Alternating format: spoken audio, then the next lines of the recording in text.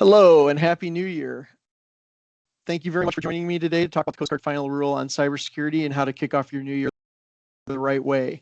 What's interesting is that no matter when you start, this video is going to apply to you and can be used for any month of the year, not just January. So for those of you who haven't met with me yet or been on these webinar series events, my name is Cliff Neve. I'm the Vice President of Maritime Cybersecurity at MAD Security, and I've spent over 30 years in IT and cyber, including time as acting Deputy Commander at Coast Guard Cyber Command and as Deputy CIO at the White House Communications Agency.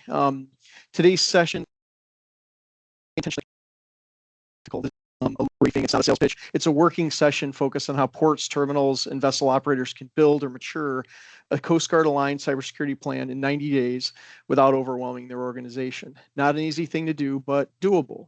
My goal is simple. When you leave this session, you should know exactly what to do next and get going on it. So the Coast Guard final rule is no longer theoretical. And many organizations know that they need to act, but indecision is kind of standing in their way. And there's also some confusion about what's in scope. What is the Coast Guard going to be expecting? How does this tie in with our real operations? How is it going to potentially enable or disrupt our real operations by putting some of these controls in place? And so what we're going to do during this session is focus on execution, not theory. As we all know, in theory, practice and theory are the same. In practice, they're different. So the goal here is to have a no-nonsense discussion about how you can leave with a realistic 90-day path you can actually follow that makes you more secure, that aligns with the Coast Guard standard rules, and that keeps your operations flowing and protects them. So this is very clearly a practical and operational discussion. And what we're going to be doing is going into the requirements that the Coast Guard has. So what does the Coast Guard actually expect? At a basic level, the Coast Guard expects several things. They expect a documented cybersecurity plan that you then assess as well. Second is clear accountability, named roles, including the CISO, which is a new role for us.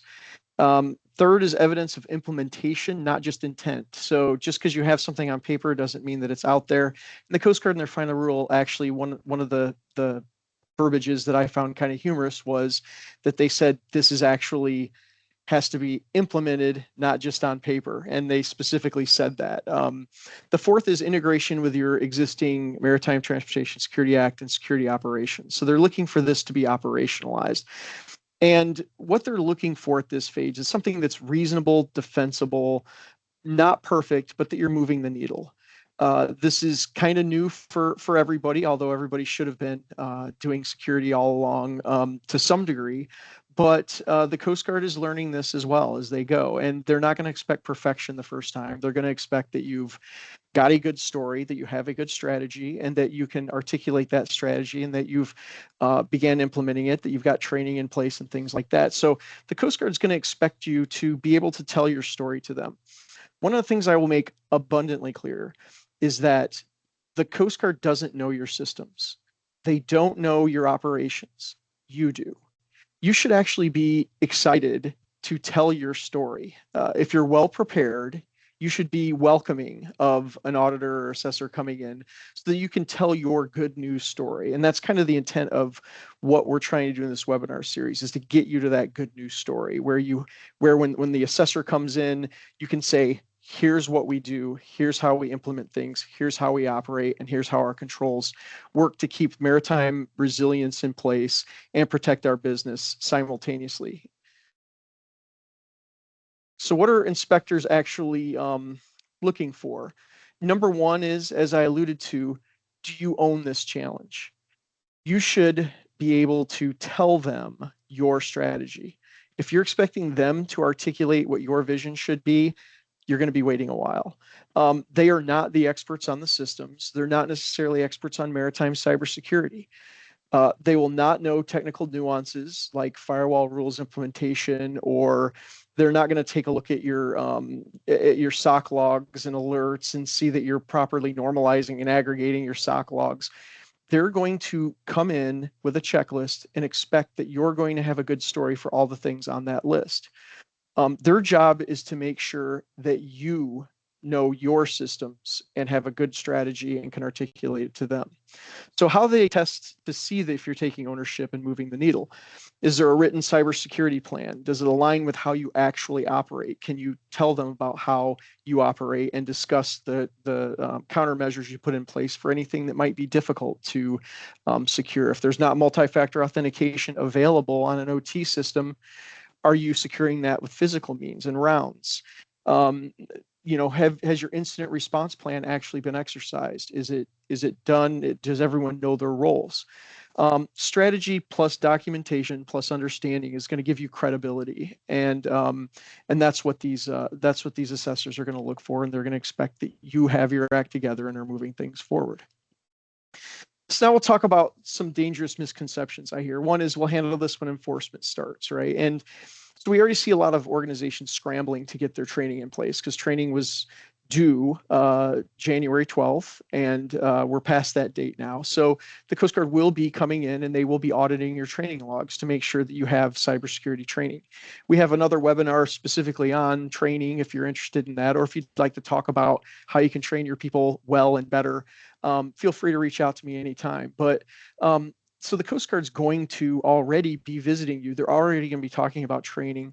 And we have some instances I've heard of where they're already asking for cybersecurity plans, which you're not required to provide yet. They actually can't assess them at this particular point in time. But the auditors are going to be asking those questions when they come. So the reality is that strategy, system identification, and segmentation are hard and they take time. So plan development also takes time. And so coordination across IT operations and security is critical. Last minute efforts create gaps, and inspectors are going to notice those immediately. And not because they're being unreasonable, because rush plans don't reflect reality. What you have written on paper is not going to reflect what's actually out there. Also, very importantly, the CISO role is not required to be in place until July of 2027. That said, I have no idea how an organization can possibly succeed without having someone in that role much sooner to build the strategy of what the assessment is going to look like, how the scope is going to look, how those plans are done and written. So you're going to need to, within your organization, make sure that even if it's not officially named, you really better have somebody who knows what they're doing, who is helping you do that, whether it's internal or external. And the Coast Guard does allow for external help, which I would strongly suggest for most of you. I want to go now into the 90-day framework that I'm going to present here. And your mileage may vary on this. If you're a small organization, you may already have or a large, well-resourced organization, you're going to vary in your level of talent you have in-house and how much you already have implemented. So you can just basically take these different elements and apply them to your existing framework. But days 0 to 30, the most important question is who's in charge? And that's where leadership and system identification and scope and segmentation strategy happen.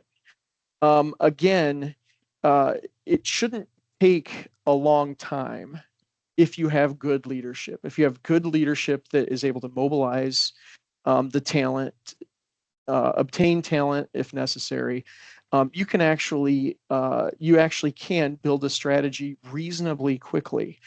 So days 0 through 30 is sorting out who's who in the zoo, who's in charge, what your strategy is going to be. You have to understand your business operations, and those folks are going to need to be involved, your business operators, because the policies you put in place are going to necessarily impact them. And if you don't put them in place smartly, they will bypass them. That's what happens, and I see that all the time. Days 31 through 60 are about where documentation happens and where you enlist help to actually build and assign responsibilities, and you're building out your plans, you're segmenting your systems, you have your technical folks involved, your IT staff, your managed security provider, whoever the case might be for your organization, but you're actually getting things done, right? You're starting to execute on your strategy. And then the third phase is to test and refine your plans and finalizing your implementation. Again, think in phases, not necessarily checklists on how you're going to implement this in these different phases. But you have to have a strategy before you implement the strategy. Then you have to test that implementation. Those are kind of the way that the three different phases pan out. Let's dig in a little bit on phase 0 through 30. You're mobilize, define, and document. You need strong leadership with purpose, buy-in across the organization, and a focus on structure and ownership. And during this phase, you're identifying the systems that are in scope. You're defining cybersecurity roles, you're documenting access control approaches, and you're selecting your incident response and recovery framework. The output here isn't perfection. It's solid, as is documentation and the framework for your draft cybersecurity plan. Again here, let's talk about scope, because this is also where the scope happens. It's my humble opinion that the Coast Guard is most concerned about those systems whose degradation of confidentiality, integrity, or availability would result in a transportation security incident. Whether or not the rest of your business is secured, that's a business consideration. You should care about that. The Coast Guard is going to be most concerned, and potentially only concerned when it's all said and done, with the scope of those systems that their degradation would result in a transportation security incident. So that's where you're going to want to focus. And those systems you're going to want to segment off as best you can to reduce the attack surface on your crown jewels, on those systems that might result in issues with loss of life, safety, or the continuity of operations within a port.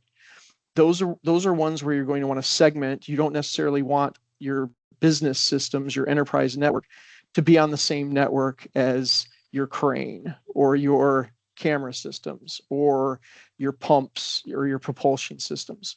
Segment those off, protect those to a high level, and we'll talk more about segmentation later on as well. But that's where these strategies come into play. And if you can explain to the Coast Guard what your scope is and why you've chosen that scope in a confident, competent way, you're going to reduce your workload for this assessment, and you're going to make the Coast Guard's job a lot easier as well. This is a list of the folks that must be involved. You've got to have your facility security officer involved. And the CISO obviously has a lot of responsibilities under these regulations. The FSO is going to be someone who is inextricably linked to the CISO as far as making sure that physical and cyber, because there's a lot of overlap, are both covered, and that things are working together in tandem to elevate the security posture of your organization. You're going to need IT and OT support. You're going to need the folks who configure the firewalls, who configure the controls, to be on board with putting in place the network segmentation, putting in place the access controls, and implementing multi-factor authentication. And then you're going to need operations leadership, because you're going to need that context, because you can't just in a vacuum, the IT group can't just in a vacuum implement these controls or this plan without also having the buy-in and the understanding of the operations folks that have to operate these things every day. So if operations isn't involved, you're setting yourself up for a really, really hard time, because ultimately you'll have people bypassing those controls, or you'll have to re-engineer, or both. The next phase is this build and assign phase, and it's about making the plan real. This is where those roles and responsibilities are finalized, access controls are implemented, segmentation is completed, incident response procedures are formalized.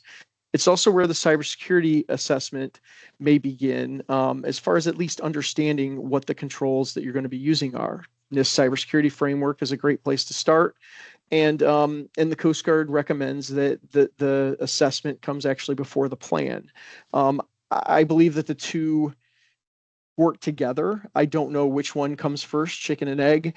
Do you have a plan that you then assess, or do you do an assessment and then build a plan based on it? Normally, the way I do it is I build the plan first and then I assess against that plan. But the Coast Guard has them a little bit reversed from my personal line of thought. It doesn't really matter, so long as you understand that's an iterative process. With every assessment, your plan is going to change, and with every plan change, your assessment is going to change. So the two are going to work together, so it doesn't I guess it kind of doesn't matter which you start first, but they're both going to work together. The output of this phase is going to be your initial cybersecurity plan with clear owners for each section, who's responsible for what, and to get you rolling into the next phase. The next phase, so key sections for every plan must include governance and roles, which we've talked about, who's responsible for what, system access and account management, which is a pivotal concept for cybersecurity. And in fact, what we found is that people aren't hacking into systems, they are logging into them after stealing credentials. So understanding system access, implementing multi-factor authentication, and doing good account management, as you'll see in a lot of other webinars that we've done in the past, those are going to be foundational, and the Coast Guard is going to pay specific attention to those. Network segmentation and boundaries, again, that's going to stop your lateral movement. It's going to reduce your scope, which is key. Then you're going to want to have an incident response plan, your business continuity plan, and then training and awareness. And that's listed last, but it's the first thing that's going to be actually assessed. So, and you can expect that to be audited heavily, because they know how to audit training and awareness logs. It doesn't require a whole lot of technical sophistication. And they just recently, Coast Guard published a job aid that is a checklist for what they're going to be looking for. You're going to want to get that job aid. If you need it, feel free to reach out. I can provide it, but it's at the Coast Guard page. And you're going to want to be prepared for them to ask those questions in detail. Inspectors are going to expect all of these different sections are included in your cybersecurity plan. Most of you already have a cyber annex to your facility security plan, and you're just going to be updating that. There are a lot of education considerations and a lot of guidance that has been published fairly recently. And so those cybersecurity plans that are already in place, the cyber annexes, those are going to be need to be revisited under the lens of all of the guidance that has come out. So so you all should have a pretty good foundation with those cybersecurity plans, those people who've had to provide them in the past. And those should provide a good foundation for where you're going, but they're not going to be sufficient based upon some of the newer nuances that have been published. The next phase here is the 61 to 90-day test and refine. And the focus here is proof and confidence of what you have, right? The ability to test those plans that you put in place, conducting tabletop exercises to confirm that everybody knows what's going on. Some great outcomes that I've seen from tabletop exercises that have really exposed weaknesses. We did a ransomware tabletop exercise, and one of the questions is, are we going to pay the ransomware? And somebody responds, no. Okay, well, what is your role? Well, I'm an IT network engineer. And I said, okay, so you're going to be making that decision on behalf of your multi-billion-dollar organization. You're going to make that decision that you aren't paying ransomware. And clearly that's not the case. And so that led to, okay, who does make that decision? Do you have somebody that can negotiate with the ransomware actors? You don't want to be trying to figure that out in the middle of a bad day. You need to have predetermined actions. And a good tabletop facilitator will draw all those things out and drive you towards a RACI matrix, who's responsible, who's accountable, who's consulted, who's informed, that will clarify who does what under what circumstances. The Coast Guard is going to require one exercise and 2 drills every year. There are great resources out there for free, including CISA, the DHS. CISA has a repository of tabletop exercises that includes a maritime one. So when you go through those, they actually guide you towards how to facilitate the exercise. And it's very helpful, very well put together. And so when you do those, that's not just the IT group. That's business, that's leadership, public affairs, legal counsel. all those things, because these exercises are going to draw a variety of considerations that your garden variety IT person or cybersecurity person isn't going to necessarily be thinking of. So the output of this 90-day effort is a final cybersecurity plan or final draft cybersecurity plan, exercise record and after action notes that you can provide to the Coast Guard. You should already have training done, but if not, then it would include that as well. And again, why do tabletop exercises matter, and why am I foot stomping this? The Coast Guard likes tabletop exercises. They're very good at them. It's something that's kind of embedded in their DNA, and it speaks to resilience. And that's really what they're looking for, is resilience. No one can prevent a hack from happening. And if anybody tells you they can prevent a hack from happening, they're lying.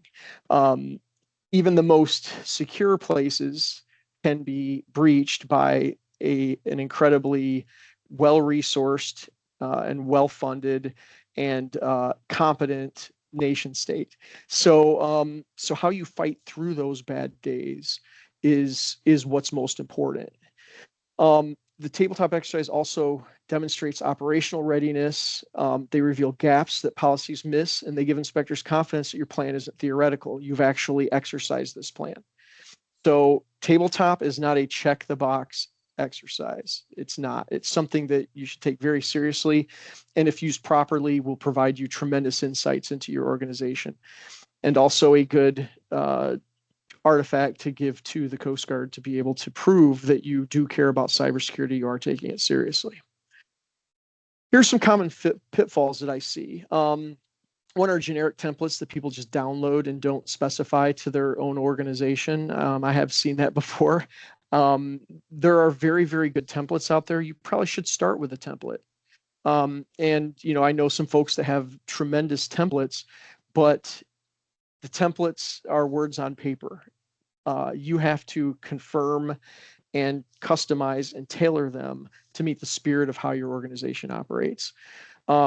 I see a lot of times where there's no named accountability. We also see that in tabletop exercises where someone will say, well, we call the power company if that happens, or we call the FBI. Okay, who's we? Who's the individual who's responsible for doing that action? Another one, a huge one, is IT-only ownership. Frequently, cybersecurity and cyber resilience is abdicated to the IT guy or gal in an organization. And when an auditor comes, it's going to become very clear if there isn't that enterprise ownership of this cybersecurity risk, which is not a technical risk. It is clearly a business risk and a continuity of operations consideration. No evidence of testing, just the fact that, hey, these things are written on paper, things don't match reality. So these will delay approvals and result in findings potentially. So what does good look like? So I'm going to start with, there's a couple of organizations that come to my mind that I've worked with that have done this very well.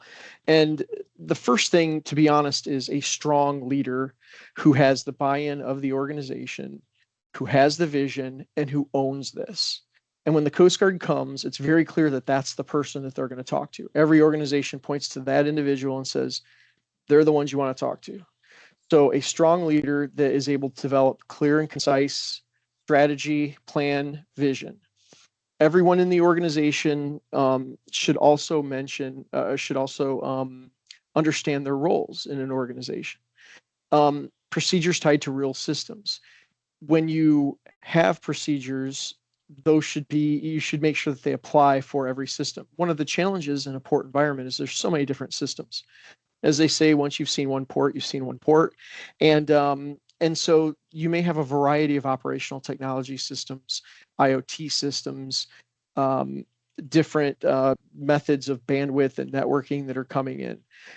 You're going to want to make sure that your organization, that it's realistic and that everyone can still operate in this environment. And then you're also going to want evidence of practice. You're going to have good bookkeeping. When the auditors come in, you need to have your policies and plans and procedures there for them to review, the evidence that you've done training and who's done them, records of that, records of your exercises and drills. And it would be nice if it's not just the IT person who's there with the auditor. If you have senior leadership there, if you can get them on board with being a part of this audit, it strengthens not only the viability of your commitment to cybersecurity, it also might help you internally too with the CEO and the C-suite understanding the importance of this. And it's a reflection that the organization cares when more than just your one IT person is there doing it. Good plans are usable, not impressive. Sometimes having 600 pages that nobody's ever going to read is an awful way of moving forward. So sometimes if you have plans that are overly verbose, that it's okay to have detailed plans. But if you also create some user guides or checklists or things like that to go along with them, that can go a long way. So how do successful organizations structure this? First of all, they invest early. If you have a good strategy that you can execute, you avoid rework. If you have somebody in your organization that can properly understand cybersecurity, properly scope things, segment things off, wonderful. And if not, you need to get somebody who does know how to do that right off the bat, because bringing somebody in after the fact is going to result in rework, and it's like building the house on a poor foundation. You also can start small and iterate. Hey, let's take this one terminal. If you're a multi-terminal owner, let's start with one terminal and kind of figure this out there, and then extrapolate this to others. Use your existing MITSA processes, be able to tie things into how operations actually work. Assign ownership early, test before inspectors do, bringing in somebody to go through your documentation, whether that's an internal audit team or an external provider that can come in and basically act as though the Coast Guard will as they're doing the inspections. Do a mock inspection is incredibly helpful to practice who's going to say what, who's going to answer what questions. And then momentum beats perfection. Again, the Coast Guard isn't looking for perfection here. Nobody's going to be perfect in this. This is all new. They want to see that everyone is taking this seriously, that the needle's moving, and that we're doing what we can do with what we have currently to protect our critical infrastructure. These are things that you can do immediately. Obviously, training is something that you can knock out and should already have been looking at, should already have an answer for. It needs to be, you also need to have the FSO plan, integration, and accountability, making sure you know the roles between the FSO and the CISO, who's doing what. You also need to identify and involve those IT inventory and system owners. If you don't know what's on your networks, you don't know what systems you have, stop and find out.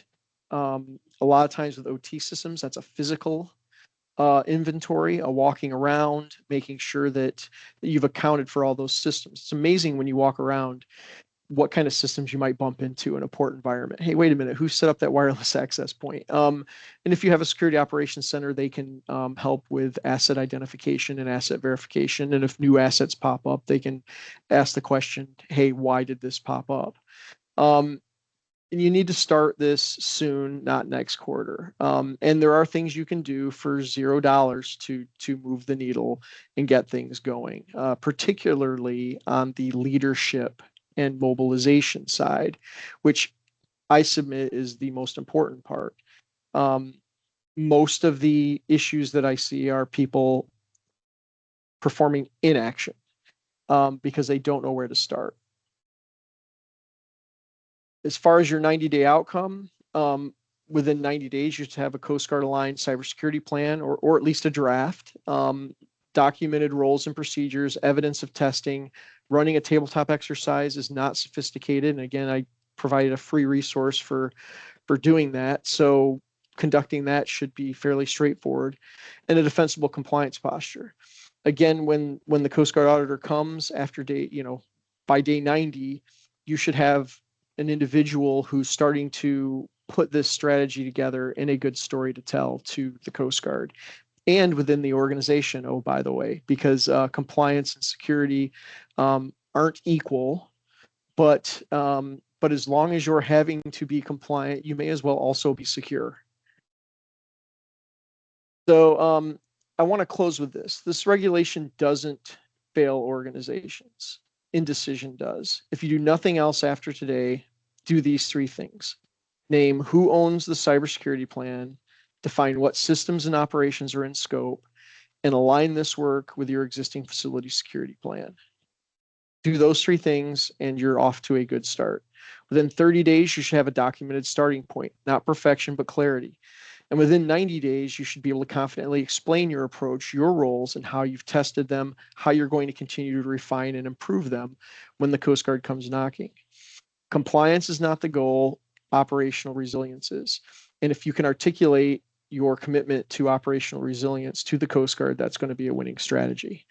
So the organizations that move early, assign ownership, and test their plans are the ones that inspectors are going to trust. And the ones that recover faster, oh, by the way, when something actually goes wrong on a bad day. So I'd recommend that you start now. And that concludes my slides. Let me see if there are any questions.